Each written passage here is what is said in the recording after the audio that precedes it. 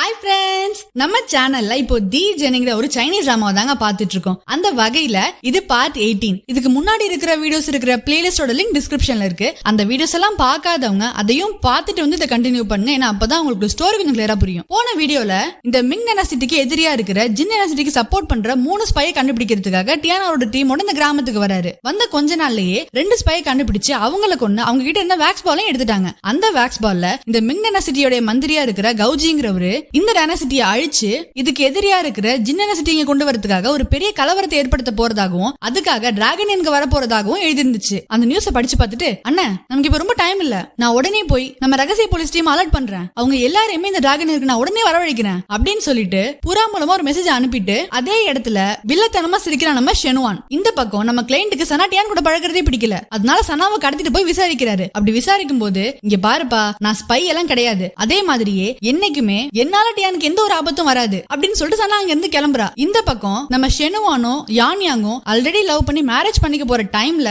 அந்த நாட்டுல வந்த போர்னால 2 பேரும் பிரிஞ்சு இவ்வளவு நாளா ஒருத்தருக்கு ஒருத்தர் போர்ல இறந்து போயிட்டாங்கன்னு நினைச்சிட்டு இருந்திருக்காங்க. இப்ப யான்யாங்க மறுபடியும் பார்த்த உடனே, யான்யாங் இதெல்லாம் தூக்கி போட்டுட்டு உடனே என் கூட வா, நம்ம சிட்டிக்கு போயிட்டு ஒரு புது லைஃப் ஸ்டார்ட் பண்ணலாம் அப்படின்னு ஷெனுவான் கூப்பிடுறாரு. இதுக்கு யான்யாங் மறுக்கிறாங்க. இல்ல யான்யாங், நான் இப்பவும் ஒன்னதான் லவ் பண்றேன், நான் உன் கூட தான் வாழ ஆசைப்படுறேன், நீ என்ன சொன்னாலும் நான் சிட்டிக்கு போகும்போது கண்டிப்பா நான் உன்னையும் கூட கூட்டிட்டு தான் போறேன் பாரு அப்படின்னு சொல்லிட்டு ஷெனுவான் அங்க இருந்து கிளம்புறாரு. இப்போ அதுக்காகவே நம்ம சாங்ஷன் மேல ஒரு பொய்யான பழிய சுமத்தி அநியாயமா அவரை கொண்டுட்டாரு. இது வரைக்கும் நம்ம போன வீடியோல பார்த்தோம். இதுக்கப்புறமா என்னதான் நடந்துச்சுங்கிறத இந்த வீடியோல பாப்போம். ராமோட கதைக்கு போறதுக்கு முன்னாடி நான் உங்க சாரா அண்ட் நீங்க பாக்குறது சாரா டாக்கீஸ்.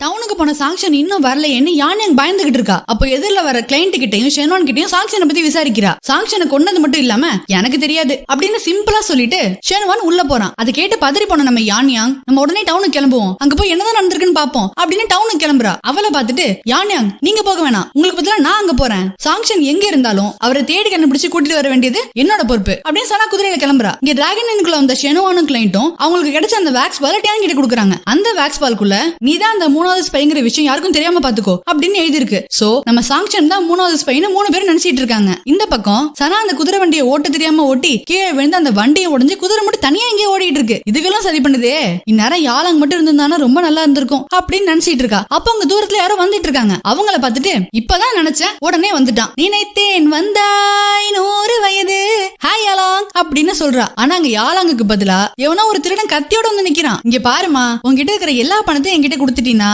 நான் உன்னை விட்டுருவேன், இல்ல இதே இடத்துல உன்னை கொண்டுருவேன் அப்படின்னு சனாவை மிரட்டிட்டு இருக்கான். நம்ம சனாவும் பயந்து போய் அவகிட்ட இருக்கிற எல்லா பணத்தையும் அவங்க கிட்ட கொடுக்குறா. அந்த எல்லா பணத்தையும் வாங்கி வச்சுக்கிட்டு சனா போட்டுக்கிற பிரேஸ்லெட்டையும் கேக்குறான். இந்த பிரேஸ்லெட்டா, இது ரொம்ப சீப்பு தான், இதை வச்சு உன்னால ஒண்ணுமே பண்ண முடியாதுப்பா, இதை நானே வச்சுக்கிறேனே, நான் கிளம்புறேன் அப்படின்னு கிளம்ப பாக்குறா. ஏய் நீ என்ன நினைச்சிட்டு இருக்க, இவ்வளவு பெரிய கத்தியோட வந்து நான் நின்னுட்டு இருக்கேன், என்ன பார்த்து பயந்து நான் கேட்டதெல்லாம் கொடுக்காம பிரேஸ்லெட்டை கொடுக்க மாட்டேன்னு சொல்ற, அப்புறம் எனக்கு என்ன மரியாதை, என் கத்திக்கு என்ன மரியாதை, என் கத்தில இருக்கிற இந்த பிளட்டுக்கு என்ன மரியாதை, உனக்கு ஒண்ணு தெரியுமா, நான் இந்த கத்தியை 2 மாசத்துக்கு முன்னாடி தான் வாங்கினேன், இந்த கத்தியை நான் வாங்கும் போதே இந்த கத்தியை வச்சு 1000 தலைகளை அசால்ட்டா வெட்டலான்னு இந்த கடைக்காரன் என்கிட்ட சொன்னான். இப்ப வரைக்கும் நான் கேட்ட பணத்தையோ பொருளையோ கொடுக்க மாட்டேன்னு சொன்னேன், 999 தலைகளை வெட்டியிருக்கேன். அந்த வகையில கங்க்ராச்சுலேஷன்ஸ், உன்னோட தான் அந்த 1000வது தலை அப்படின்னு திருட சொல்றான். இவனை பாத்தீங்களா, கத்தி வாங்கின 2 மாசத்துலயே 1000 தலைகளை வெட்டிட்டானா. நானும் இந்த சேனல் ஸ்டார்ட் பண்ணி 2 மாசம் தான் ஆகுது, இன்னும் 1000 சப்ஸ்கிரைபர்ஸ் கூட ரீச் பண்ணல. வீடியோ பாக்குற 99% பேர் சப்ஸ்கிரைப் பண்ணாமலே பாத்துட்டு இருந்தீங்கன்னா அப்புறம் நான் எப்படி 1000 சப்ஸ்கிரைபர்ஸ் ரீச் பண்ண முடியும்.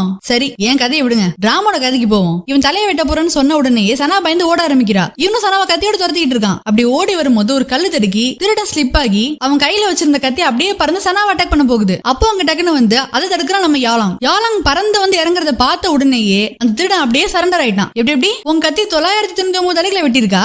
ஐயோ சார், நான் பக்கத்துல கறிக்கடை வச்சிருக்கேன் சார், இந்த கத்தியை வச்சு நான் கோழியும் ஆடையும் மட்டும் தான் வெட்டியிருக்கேன், இந்த கத்தியில இருக்கிறது கூட கோழியோட பிளட் தான், நான் திருடெல்லாம் கிடையாது, சும்மா அவங்கள பிராங்க் பண்ண சார், என்ன ஒண்ணும் பண்ணிடாதீங்க சார் அப்படின்னு கெஞ்சிட்டு இருக்கான். யாழாங் இப்படி லேட் நைட்ல நீ சாப்பிட்டீனா அப்புறம் நீ வெயிட் போட்டுடுவ, அதுக்கப்புறம் நீ எப்படி பறந்து வருவ, வேம்பயரா இருந்தாலும் ஃபிட்டா இருக்கணும்ல, சோ இவனை போக சொல்லிடலாம், டேய் நீ போடா அப்படின்னு அவனை அனுப்பிட்டு 2 பேரும் இப்ப டவுனுக்கு போறாங்க. அங்க டவுன்ல நிறைய பேர் இந்த பிளேக் நோயால பாதிக்கப்பட்டு அப்படியே ரோட்லயே இறந்து போய் கிடக்குறாங்க. அவங்களெல்லாம் பார்த்துட்டு, யாழாங் இவங்க எல்லாம் பிளேகால இறந்து போயிருக்காங்கன்னு நினைக்கிறேன், இந்த ரெட் பாடிஸ்ல நம்ம உடனே புதைச்சாகணும், இதை நம்ம இப்படியே விட்டுட்டோம்னா அப்புறம் நல்லா இருக்கிறவங்களுக்கும் பிளேக் நோய் ஸ்ப்ரெட் ஆயிடும், இதெல்லாம் புதைக்க மட்டும் கொஞ்சம் ஹெல்ப் பண்ணு ப்ளீஸ். என்ன சனா நீ என்ன நினைச்சிட்டு இருக்க? நான் யாரு தெரியுமா?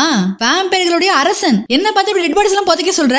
என்னால முடியாதுப்பா. உன்னை விட்டா எனக்கு யார் யாலாங்க இருக்கா ப்ளீஸ் அப்படின்னு சொன்னா கெஞ்சி கெஞ்சி கேட்ட உடனேயே நம்ம யாலாங்க அவளுக்கு உடனே ஓகே சொல்லிட்டு அவனோட மேஜிக்கை பயன்படுத்தி ஒரு மாஸ்க வரவழைச்சு சனாக்கு அதை போட்டு விடுறான். அப்புறம் 2 பேரும் டெட் பாடிஸ் கிட்ட போக போறப்போ அங்க இறந்து போய் கிடக்குறவங்க யாருமே பிளேகால சாகல. அவங்க எல்லாரையுமே யாரோ வேணும்னே கொண்டு இருக்காங்க நம்ம யாரும் கண்டுபிடிக்கிறான். ஆக்சுவலா இந்த நாட்டுடைய மந்திரியான கௌஜியோட ஆட்கள் தான் இப்படி எல்லாரையுமே கொன்னு பிளேக் நோயால தான் இவங்க எல்லாம் இறந்து போயிருக்காங்கிற ஒரு கதையை ஃபார்ம் பண்ணி வச்சிருக்காங்க. இப்படி இங்க ஒரு கதையை ஃபார்ம் பண்றது மூலமா இங்க இருக்கிற மக்கள் எல்லாரையும் விரட்டிட்டு இந்த நாட்டையே அப்படியே கைப்பற்ற பாக்குறாங்க. அவங்க நினைச்ச மாதிரியே இந்த பிளேக்கு பயந்து அங்க இருக்கிற மக்கள் எல்லாருமே ஓடிட்டாங்க. ஃபைனலா அந்த சிட்டி இப்ப மந்திரி கௌஜியோட கைக்கு போயிடுச்சு. சனா இங்க வேற என்னமோ நடந்துட்டு இருக்கு. இவங்க யாரும் பிளேகால சாகல. இங்க இருந்தா உன் உயிருக்கு தான் ஆபத்து. பாத்தியா யாலாம், ஒவ்வொரு உயிருமே விலை மதிக்க முடியாதது. நீ எனக்காக ஒண்ணு பண்ணுவியா?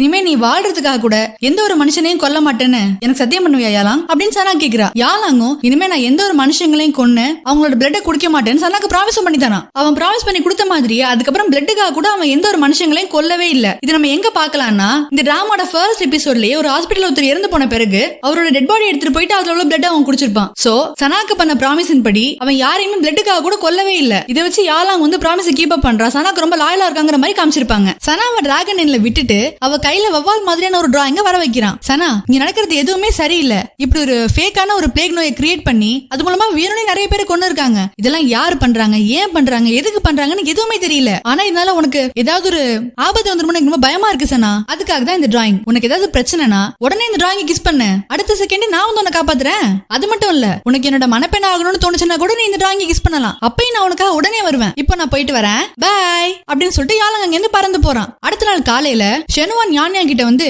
யான்யாங் உன்னோட ஹஸ்பண்ட் சாங்ஷன் இருக்காருல்ல, அவர் இவ்வளவு நாளா நம்ம நாட்டுக்கு எதிராக செயல்பட்டு வந்துட்டு இருந்திருக்காரு. அவர் ஒரு ஸ்பை யான்யாங். இல்ல ஷெனுவான், அதுக்கு வாய்ப்பே இல்ல. அவர் அப்படிப்பட்டவர் கிடையாதே. யான்யாங் உனக்கு ஏன் மேல நம்பிக்கை இல்லையா? நான் உண்மையதான் சொல்றேன். அவரோட ட்ரெஸ்ல கூட ஒரு வேக்ஸ் பால் இருந்துச்சு. அந்த வேக்ஸ் பால்ல அவர் தான் ஸ்பைன்னு தெளிவா போட்டிருந்துச்சு. இல்ல ஷெனுவான், அவர் ரொம்ப நல்லவர். அவர் ஸ்பை கிடையாது. ஆனா அந்த வேக்ஸ் பால் அவர்கிட்ட எப்படி போச்சு அப்படின்னு சொல்லி வருத்தப்பட்டு இருக்கா. யான்யாங் சாங்ஷன் ஒரு ஸ்பை. அவர்கிட்ட இருந்த வேக்ஸ் பால்ல தெளிவா அவர் தான் ஸ்பைன்னு போட்டிருந்துச்சு. அதனால நான் அவரை கொன்னுட்டேன். சாங்ஷன் செத்தா என்ன, நான் உனக்காக இருக்கேன். இனிமே நான் தான் உன் ஹஸ்பண்ட் அப்படின்னு சொல்லிட்டு நம்ம யான்யாங்கோட கிட்டக்க அவன் போறான். அப்ப பக்கத்துல இருக்கிற ஒரு கத்தியை வச்சு யான்யாங் ஷெனுவான் வெட்ட பாக்குறா. நடுவுல கிளைண்ட் வந்து, உனக்கு என்ன தைரியம் இருந்தா ரகசிய போலீஸையே கொல்ல பாப்ப அப்படின்னு யான்யாங் கொல்ல வரான். தம்பி அவளை கொல்லாத, அவதான் நான் கல்யாணம் பண்ணிக்க போற பொண்ணு அப்படின்னு ஷெனுவான் சொல்றான். அந்த சமயத்துல கரெக்டா டியான் உள்ள வந்து, அப்போ நீ யான்யாங் அடையறதுக்காக நம்ம சாங்ஷன் மேல ஒரு பொய்யான பழிய போட்டு அவரை கொண்டு இருக்க அப்படித்தானே அப்படின்னு கரெக்டா கேக்குறாரு. இல்லன்னு நான் அப்படி எல்லாம் பண்ணல, அவன் தான் உண்மையான ஸ்பை, அவங்க கிட்ட வேக்ஸ் பால்லாம் கூட இருந்துச்சு அப்படின்னு ஷெனுவான் சொல்லிட்டு இருக்கான். அப்ப சனா உள்ள வந்து,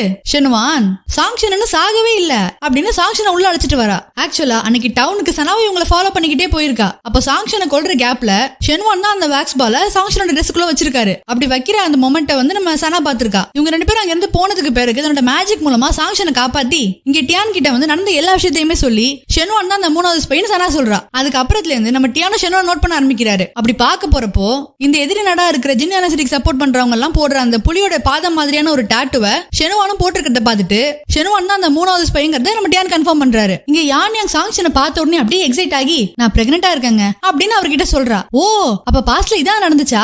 இதுவே எனக்கு இப்பதான் புரியுது. இருங்க நான் உங்களுக்கு சொல்றேன். ஆக்சுவலா யான்யாங் அடையறதுக்காக ஷெனுவான் சாங்ஷனை கொல்றான். அதுக்கு பழிவாங்க யான்யாங் ஷெனுவானை கொல்றா. என் ஃப்ரெண்டையே கொண்டுட்டியா அப்படின்னு கிளைண்ட் யான்யாங்க கொல்றான். ஆனா அவங்க வயித்துல இருந்த குழந்தை அது என்னங்க பாவம் பண்ணுச்சு? அதுக்காக தான் யான்யாங் கிளைண்டோட ஃபேமிலிக்கு அப்படி ஒரு சாபத்தை கொடுத்திருப்பா. இப்பதான் யாருமே சாகலையே. சோ இந்த மிஷனும் வெற்றிகரமா முடிஞ்சிருச்சு அப்படின்னு சனா சொல்லிட்டு இருக்கிறப்பவே தெரிஞ்சிருச்சா? உங்க எல்லாருக்கும் தெரிஞ்சிருச்சா நான் தான் ஸ்பைன்னு தெரிஞ்சிருச்சா?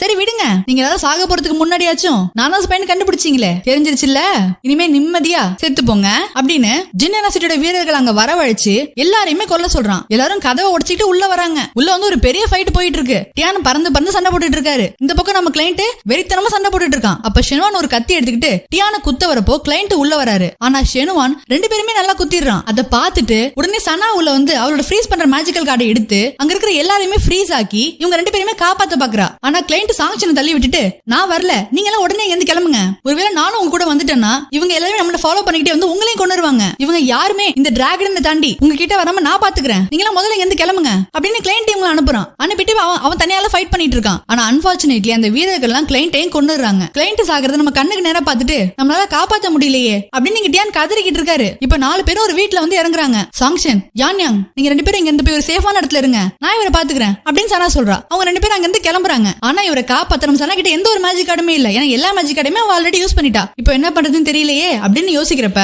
யாழாங்கோட ஞாபகம் இவளுக்கு வருது. அப்ப கையில இருக்கிற அந்த டிராயிங்கை கிஸ் பண்ணி அதுல இருந்து ஒரு வவ்வால் கிட்ட யாழாங்க இங்க உடனே கூட்டிட்டு வாங்க அப்படின்னு அனுப்பி வைக்கிறா. அப்ப மயக்கத்துல இருந்து டியான் எழுந்திருக்கிறாரு. டியான் முடிச்சிட்டீங்களா? இருங்க நான் போய் உங்களுக்கு தண்ணி எடுத்துட்டு வரேன் அப்படின்னு போற சனாவோட கையை பிடிச்சு, சனா இங்கேயும் போகாத, இங்கே இரு, நீ எனக்கு என்கிட்ட வேம்பயர்களை பத்தி ஒரு கதை சொன்னீங்க, அது உண்மையா? ஆமா டியான் அது உண்மைதான் அப்படின்னு இவங்க 2 பேரும் பேசிட்டு இருக்கிறப்பவே அங்க யாழாங் வந்துடுறான். யாழாங் கிட்ட டியானை காமிச்சு, யாழாங் நான் உன்னதான் நம்பி இருக்கேன், எப்படியாவது இந்த டியானை காப்பாத்து அப்படின்னு சொல்றா. சனா நான் தான் அன்னைக்கே சொன்னனே அவனை என்னால காப்பாத்த முடியாது, அவன் எப்படி கொஞ்ச நாளா சாக தான் போறான், அதுக்கு இன்னைக்கு செத்தா என்ன அப்படின்னு இவன் கேட்டுட்டு இருக்கான். சனா நான் யாழாங் கூட கொஞ்சம் தனியா பேசணும் அப்படின்னு டியான் சொல்றாரு. சனா உடனே வெளியே போறா. அவ வெளியே போன பிறகு, யாழாங் நான் உனக்கு கெஞ்சி கேக்குறேன், என்னையும் அந்த மாதிரி ஒரு வேம்பயரா மாத்திரேன். ஓ உனக்கு இந்த உலகத்துல சாவே இல்லாம வாழணுங்கிற ஆசை வந்துருச்சு அப்படித்தானே? அதுக்கு நான் உனக்கு ஹெல்ப் பண்ணுவேன்னு நினைச்சியா? கண்டிப்பா பண்ண மாட்டேன். இல்ல யாழாங் எனக்கு வாழணுங்கிற எந்த ஆசையும் இல்ல, நான் என் தம்பிகளுக்கு பண்ணி கொடுத்த ப்ராமிஸை நிறைவேற்றிட்டு நானும் சாகணும்னு தான் நினைக்கிறேன், ப்ளீஸ் என்னையும் வேம்பயரா மாத்தேன் அப்படின்னு டியான் கெஞ்சிக்கிட்டு இருக்காரு. வேம்பயர் லைஃப்னா அவ்வளவு ஈஸி எல்லாம் கிடையாது, அதுக்காக நீ எவ்வளவு விஷயங்களை இழக்க வேண்டியது இருக்கும்னு தெரியுமா? யாழாங் நான் எதை இழந்தாலும் எனக்கு அதை பத்தி கவலை இல்ல, எனக்கு நான் பண்ணி கொடுத்த சத்தியம் தான் முக்கியம் அப்படின்னு இங்க டியான் சொல்லிட்டு இருக்காரு. கண்டிப்பா எனக்காக யாழாங் டியானை காப்பாத்திடுவான் அப்படின்னு சனா வெயிட் பண்ணிட்டு இருக்கா. அந்த டோரை திறந்துகிட்டு டியானும் வெளியே வராரு. டியான் யாழாங் உங்களை குணப்படுத்திட்டானா அப்படின்னு கேக்குறா. சனா நீ எப்பவும் நல்லா இருக்கணும் அப்படின்னு சொல்லிட்டு சனாவை பார்த்து லாஸ்டா ஒரு சிரிப்பு சிரிச்சுட்டு நம்ம டியான் அங்க இருந்து கிளம்புறாரு. அப்பதான் அவரோட பல்லு வேம்பயர் பல்லா மாறி இருக்கிறத இவன் நோட் பண்றா. யாழாங் நீ ஏன் இவரை வேம்பயரா மாத்தின? அவன் என்கிட்ட எதை கேட்டாலும் நான் அதை தான் பண்ணேன் அப்படின்னு இவன் சொல்றான். அந்த கிராமம் ஃபுல்லா ஜின் யூனிவர்சிட்டிக்காரங்க ஆக்கிரமிச்சுட்டாங்க, அவங்களை எதிர்த்த மக்களையும் அவங்க கொண்டுட்டாங்க, இனிமே எல்லாமே நம்ம கண்ட்ரோல்ல தான் இருக்க போகுது அப்படின்னு இந்த கௌஜியும் ஷெனோனும் சந்தோஷப்பட்டு இருக்காங்க. அப்போ டியான் அங்க வேம்பயரா போய் ஒரு என்ட்ரியை கொடுக்குறாரு. எல்லாரையுமே அடிச்சு பறக்க விட்டுட்டு இருக்காரு. அந்த மந்திரி கௌஜையும் அடிச்சு கொள்றாரு. இதெல்லாம் பார்த்துட்டு பயந்து போன ஷெனுவான், அண்ணா நான் பண்ணன எல்லாமே தப்பு தானே, என்ன மன்னிச்சிருங்கண்ணே, என்ன கொண்டுடாதீங்க அப்படின்னு சொல்லிக்கிட்டே டியானை கத்தியால குத்துறான். செம்ம கோவத்தோட அவன் அப்படியே கழுத்தை பிடிச்சு தூக்குறாரு. அண்ணா என்ன விட்டுருங்கண்ணே, நான் உங்க கூட வந்து சேர்ந்தப்போ எங்களுக்கு பண்ணி கொடுத்த சத்தியத்தை மறந்துட்டீங்களா அப்படின்னு கேக்குறான். அதை எப்படிடா தம்பி நான் மறப்பேன், நம்ம 3 பேரும் ஒரே வருஷம் ஒரே மாசம் ஒரே நாள்ல பிறக்காம இருந்திருக்கலாம், ஆனா செத்தா ஒரே வருஷம் ஒரே மாசம் ஒரே நாள்ல தான் சாவோன்னு நம்ம சத்தியம் பண்ணிக்கிட்டோம், அதை நான் மறக்கல. அப்படி பார்த்தா கூட காலையில ஒரு தம்பி செத்துட்டான், இப்போ நீயும் செத்துரு, இன்னும் கொஞ்சம் நேரம் கழிச்சு நானும் உங்க கூட வந்து ஜாயின் பண்ணிக்கிறேன் அப்படின்னு டியான் சொல்றான். ஷெனுவானையும் கொன்னுட்டு வழக்கமா சனாவும் இவரும் மீட் பண்ற அந்த மாடியில போய் உட்காந்து நிலாவே பாத்துட்டு இருக்காரு. சனாவும் யாழாங்கும் டியானை தேடி இங்க வராங்க. டியான் இங்க என்ன பண்றீங்க, இன்னும் கொஞ்சம் நேரத்துல இங்க சூரியன் வந்துரும், அது உங்களுக்கு நல்லது இல்ல, முதல்ல இங்க இருந்து கிளம்புங்க அப்படின்னு சனா கூப்பிடுறா. சனா நீ எனக்கு பண்ண எல்லா உதவிகளுக்கும் ரொம்ப நன்றி, உன்னாலதான் நான் இன்னைக்கு என்னால என்னோட நாட்டை என்னால காப்பாத்த முடிஞ்சது, அது மட்டும் இல்லாம நான் என் தம்பிகளுக்கு பண்ணி கொடுத்த சத்தியத்தையும் நிறைவேற்றிட்டேன், இனிமே நான் நிம்மதியா இந்த உலகத்தை விட்டு போவேன் சனா அப்படின்னு டியான் சொல்றாரு. டியான் நீங்க சாகணும்னு முடிவு பண்ணிட்டீங்களா? ஏன் டியான்? இல்ல டியான் நீங்க சாக கூடாது, நீங்க உயிரோட தான் இருக்கணும், உங்களுக்கு ஞாபகம் இருக்கா அடுத்த வருஷம் மூன் ஃபெஸ்டிவலுக்கு என்ன சிட்டிக்கு அழைச்சிட்டு போறேன்னு சொன்னீங்களே, என்னோட ஆசைக்காகவாது நீங்க உயிரோட இருக்கணும் டியான் அப்படின்னு சனா அழுதுட்டு இருக்கா. இல்ல சனா நான் இதை பத்தி ஆல்ரெடி யோசிச்சிட்டேன், ரொம்ப யோசிச்ச பிறகுதான் இந்த முடிவுக்கே வந்தேன், நான் தான் உங்ககிட்ட அன்னைக்கே சொன்னனே என்னால சூரிய வெளிச்சம் இல்லாம ஒரு வேம்பயர் வாழ்க்கையை வாழவே முடியாதுன்னு, அதனால என்ன தடுக்காத சனா அப்படின்னு டியான் சொல்றாரு. அப்போ சூரியனும் உதயமாகுது. டியான் அந்த வெளிச்சம் பட்டு அப்படியே சுக்குநூறா வெடிச்சு காத்துல கரைஞ்சு போறாரு. டியானை நினைச்சு சனா இங்க ரொம்ப அழுதுட்டு இருக்கா. இதுக்கு முன்னாடி இந்த ஃபேய் C1 அந்த மிஷன்லாம் இருக்குல்ல, அந்த மிஷன்ல சனா வீட்டுக்கு போறப்போ, சனா இந்த முறை நீ என்னை விட்டு பிரிஞ்சு போற, நம்ம இன்னொரு முறை மீட் பண்ணோம்னா உன்னை விட்டு நான் பெரிய விரும்புறேன், ஏன்னா இன்னொரு முறையும் நீ என்னை விட்டு பிரிஞ்சு போறத பாக்குற சக்தி எனக்கு இல்ல சனா அப்படின்னு C1 சொல்லிருப்பாரு. அதுக்கு ஏத்த மாதிரியே இப்போ இந்த ஜென்மத்துல டியான் சனா விட்டு முதல்ல பிரிஞ்சு போறாரு. சனா அழுதுகிட்டே டிராகனுக்குள்ள வரா. அங்க யாழாங் உட்கார்ந்திருக்கான். யாழாங் நீங்க என்ன பண்ற, வெளியே சூரியன் உதயம் ஆயிடுச்சு, இதுக்கு மேல நீங்க எந்த உயிருக்கே ஆபத்து, நீயே முன்னாடியே போகல, அது எப்படி சனா, நீ எவ்வளவு மனவேதனையில இருக்கன்னு எனக்கு தெரியும், என்னதான் ஒரு வேம்பயரால கண்ணீர் விட முடியாட்டியும் உன்னோட வலியை என்னால புரிஞ்சுக்க முடியுது சனா, இந்த சமயத்துல நான் எப்படி உன்னை தனியா விட்டுட்டு போவேன் அப்படின்னு யாழாங் சொல்றான். ஆக்சுவலா வேம்பயர்களுடைய கண்கள்ல இருந்து கண்ணீர் துளி வராதுங்கிற ஒரு ஃபேக்ட் வந்து இங்க சொல்லிருக்காங்க. இந்த ஃபேக்ட் வச்சு கிளைமாக்ஸ்ல ஒரு ட்விஸ்ட் இருக்கு, அது என்னன்னு அப்ப பாத்துக்கலாம், இப்போ இதை கண்டினியூ பண்ணுவோம். இதை கேட்ட உடனே சனா வந்து யாழாங் ஹக் பண்ணி அழுதிட்டு இருக்கா. அப்போ யாழாங்க கொல்றதுக்காக ஹண்டர் அவரோட டீமோட அங்க வராரு. அங்க வந்து அந்த ரூமையே அட்டாக் பண்ணிட்டு இருக்காரு. அந்த அட்டாக்ல இருந்து தப்பிச்சு யாழாங்கும் சனாவும் பின்னாடி போய் ஒளிஞ்சிட்டு இருக்காங்க. என்ன யாழாங் எதிர்பார்க்கல, நான் இங்க வருவேன்னு எதிர்பார்க்கல, உடஞ்சு போன டிமானட்டிங் கிராஸ்போவை ரிப்பேர் பண்ணி எடுத்துட்டு வருவேன்னு எதிர்பார்க்கல, இன்னைக்கு உன்னோட சாவு கன்ஃபார்ம், மரியாதையா நீயே வெளியே வந்துரு அப்படின்னு ஹண்டர் சொல்லிட்டு இருக்காரு. ப்ளீஸ் யாழாங் போகாத, உனக்கு பதிலா நான் அங்க போறேன் அப்படின்னு சனா சொல்றா. இல்ல சனா நீ என்னோட ராணி, உன்னை காப்பாத்த வேண்டியது என்னோட கடமை, அதனால இவனுக்குள்ள நானே பாத்துக்கிறேன் அப்படின்னு யாழாங்க வெளியே வரான். யாழாங்க அட்டாக் பண்ண போற சமயத்துல ஹண்டர் யாழாங்க கொல்லணும்னா முதல்ல என்ன கொல்லுங்க, அப்புறம் தான் உங்களால அவனை கொல்ல முடியும் அப்படின்னு சனா நடுவுல வரா. சனா நீ என்ன பண்ற, தள்ளி போ அப்படின்னு யாழாங் சொல்றான். சனா நீ என்ன பண்றன்னு தெரிஞ்சுதான் பண்ணிட்டு இருக்கியா, நீ மாஸ்டரோட பேச்சு மீறி நடந்துகிட்டு இருக்க சனா, முதல்ல தள்ளி போ அப்படின்னு ஹண்டரோட உடம்புக்குள்ள இருக்கிற ஃபேய் சொல்றாரு. இதை கேட்ட உடனேயே ஹண்டரோட உடம்புக்குள்ள ஃபேய் தான் இருக்காருங்கிறது சனா புரிஞ்சுக்கிறா. நீ ஃபேய் தானே, யாழாங்க கொல்றதுக்காக இப்படி ஹண்டர் மாதிரி வந்திருக்கியா, ஏன் ஃபேய், சரி நீ யாரா இருந்தாலும் பரவாயில்ல, நான் உன்னை யாழாங்குள்ள அனுமதிக்க மாட்டேன் ஃபேய், சனா அவன் சாக வேண்டியவன், ப்ளீஸ் வழி விடு. இல்ல ஃபே, இப்ப மட்டும் நீ அவனை கொன்னினா நான் அவனுக்கு என்னைக்குமே மன்னிக்கவே மாட்டேன், ப்ளீஸ் அவனை கொல்லாத ஃபே அப்படின்னு சனா கெஞ்சிக்கிட்டு இருக்கா. இப்படி பேசிட்டு இருக்கும் போதே பிரசன்ட்ல நம்ம மாஸ்டர் ஹண்டரோட உடம்புக்குள்ள இருக்கிற ஃபேயோட சோலை பிரசன்ட்க்கு எடுத்துட்டு வந்துட்டு இருக்காரு. மாஸ்டர் இப்படி பண்றாருங்கறத புரிஞ்சுக்கிட்டு பக்கத்துல இருக்கிற சோல்ஜர் கிட்ட, உன்னோட எதிர்கால ஜெனரேஷன் கிட்ட 400 வருஷம் கழிச்சு ஹெட் சிட்டில இருக்கிற ஒரு சென்ட்ரல் பார்க்ல ஃபேங்கிறவனை மீட் பண்ண சொல்லு அப்படின்னு சொல்லிட்டு ஹண்டரோட உடம்ப விட்டு ஃபே வெளியே போறான். ஆக்சுவலா இந்த வேம்பயர் ஹண்டர் டீம் வந்து பரம்பரையா வேம்பயர் ஹண்டர்ஸாவே இருக்கிறவங்க. சோ இவங்களுக்கு பிறகு வர போற ஜெனரேஷன்ஸும் அதே தான் ஃபாலோ பண்ணுவாங்க. இவ்வளவு ஏங்க, இந்த ஹண்டரே நம்ம எவ்வளவு மிஷன்ல வேம்பயர் ஹண்டராவும் இந்த டீமோட லீடராவும் கூட பாத்துருக்கோம்ல. அந்த வகையில ஃபே இப்படி சொன்னதால அந்த சீக்ரெட் ஹிஸ்டரி ஆஃப் வேம்பயர் ஹண்டர்ஸ்ங்கிற புக்ல 400 வருஷம் கழிச்சு ஃபேங்கிற ஒருத்தர் யாலாங்க அழிக்க நமக்கு உதவ போறாருன்னு போட்டிருப்பாங்க. இந்த மேட்டரை படிச்ச பிறகுதான் நம்ம மாஸ்டருக்கு ஃபே மேல டவுட்டே வந்திருக்கும். அதனாலதான் மாஸ்டர் இப்படி பண்ணிருப்பாரு. இப்போ பிரசன்ட்ல ஃபேயுடைய சோல மறுபடியும் அவரோட உடல்லே மாஸ்டர் செலுத்திட்டாரு. மாஸ்டர், ஏன் மாஸ்டர் தடுத்தீங்க?